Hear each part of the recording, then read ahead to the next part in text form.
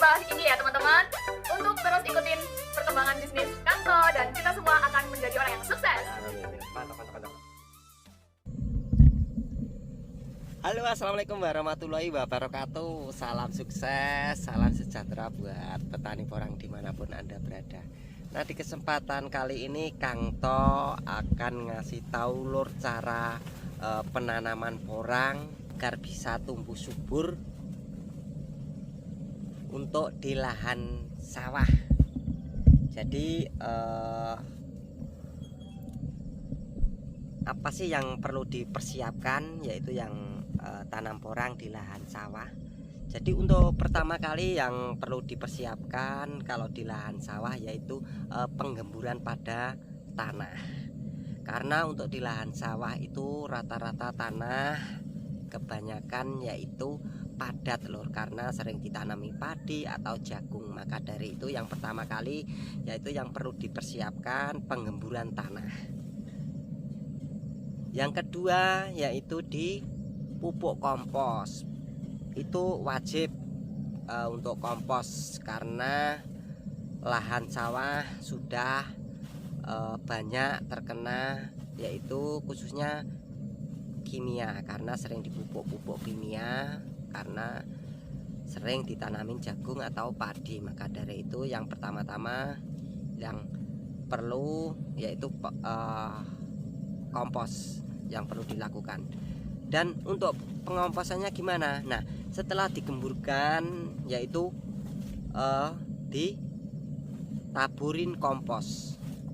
Setelah ditabur kompos yaitu bisa dilakukan penggulutan. Mengapa kok digulut? Nah, kalau di lahan sawah memang harus digulut karena untuk air. Yang pertama-tama air bisa lebih cepat larut, atau kalau ada irigasinya air bisa, misalkan ada air hujan langsung larut. Yang kedua yaitu mulsa.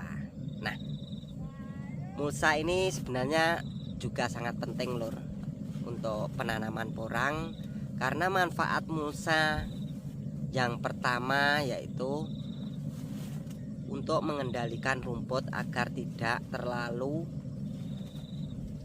tumbuh dengan merata atau tumbuh subur di lahan. Karena untuk lahan non naungan itu yang jadi kendala yaitu rumput.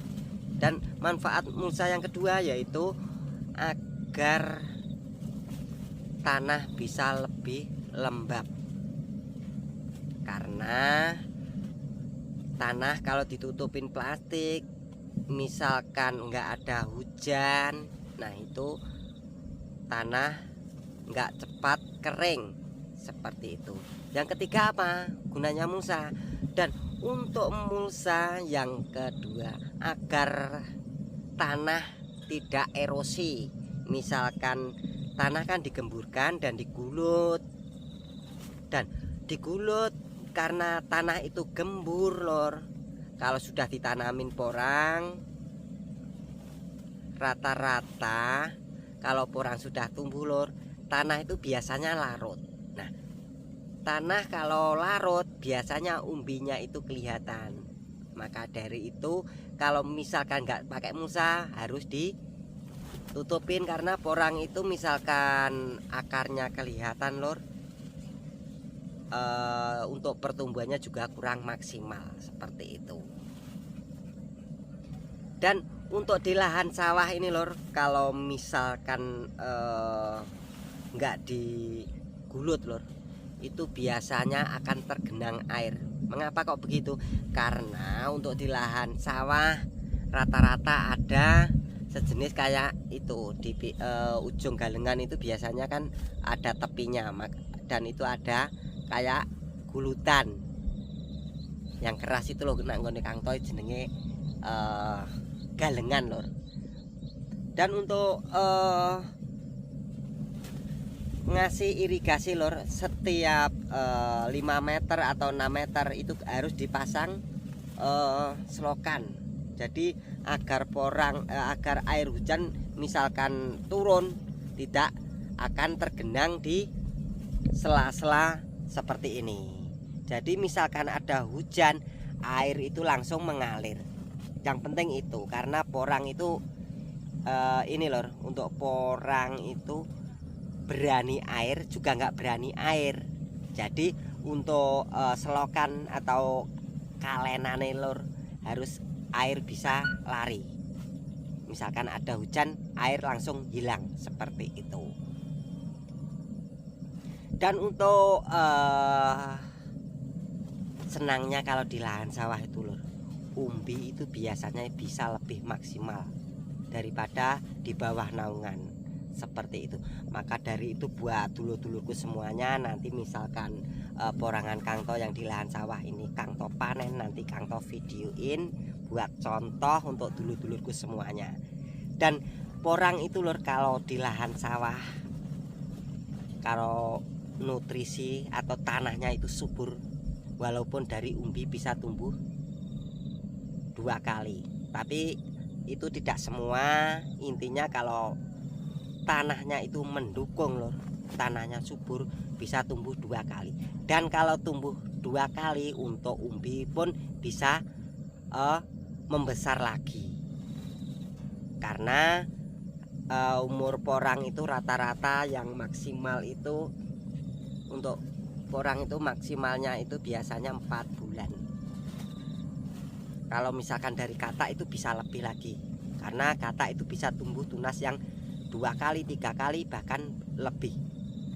Tapi kalau rata-rata umbi tumbuhnya 1 kali. Maka dari itu kalau di lahan sawah biasanya kadang bisa tumbuh 2 kali seperti itu kalau tanahnya mendukung.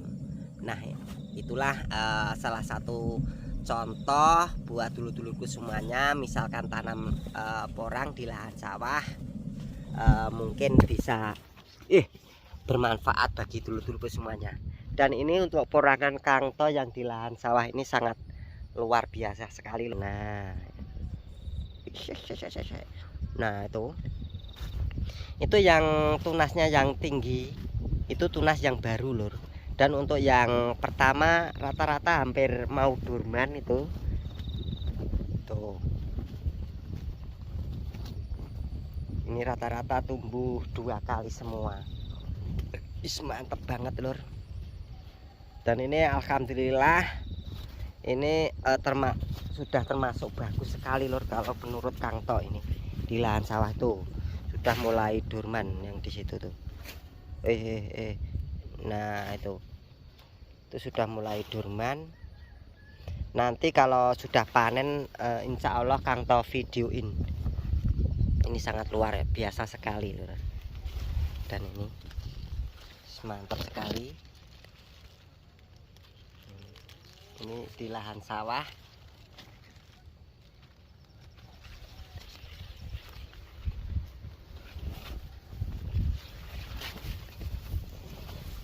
Mantap sekali. Dan untuk yang lainnya ada yang sudah mulai dorman lur. Ini sangat luar biasa sekali.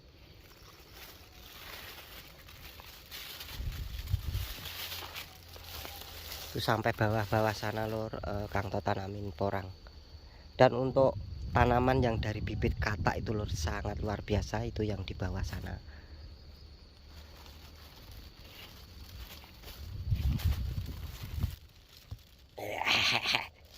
Ya cukup sekian dulu dari saya, sedikit video ini mungkin bisa bermanfaat bagi dulur-dulurku semuanya, yang mungkin buat dulur-dulurku semuanya yang mau tanam di lahan sawah. Karena untuk di lahan sawah itu beda sama lahan perhutani seperti itu. Cukup sekian dulu dari saya, Kang To Kancil Porang. Mudah-mudahan sedikit video ini bisa bermanfaat bagi dulur-dulurku semuanya. Wassalamualaikum warahmatullahi wabarakatuh.